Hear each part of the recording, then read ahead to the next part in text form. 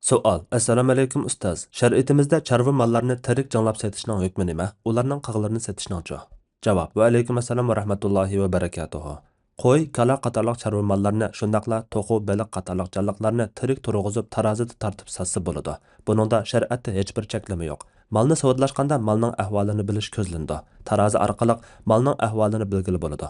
Uning ustiga tarozida tartib qilgan savdoning ditlab qilgan savdoga qaraganda xatiri azroq bo'ladi. Ditlab satsa va setib olsa joiz bo'ladigan yerda tarozida tartib savdlashsa albatta joiz bo'ladi. Burun tajribali kishilar ditlab savdo qiladigan edi. Hozirgi zamonda ko'pincha islom ellarida kilolab savdo qilish odatga aylandi. Bundaq savdo qilishda shariatga zid bir ish bo'lmag'achqa savdo to'g'ri bo'laveradi.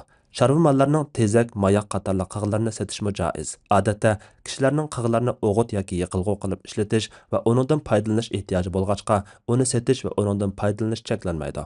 Uning ustiga go'shi halol bo'lgan chorva mollarining tezak mayoqlari nejis deb qaralmaydi.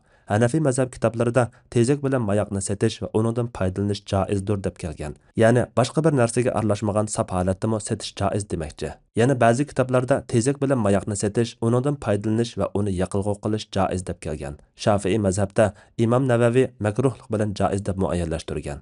Alloh eng to'g'risini bilguchidir. Fatvoda Doktor Abdul Aziz rahmatulloh. Fatvolar majmuasi 1-tom, 146 numurliq fatvo.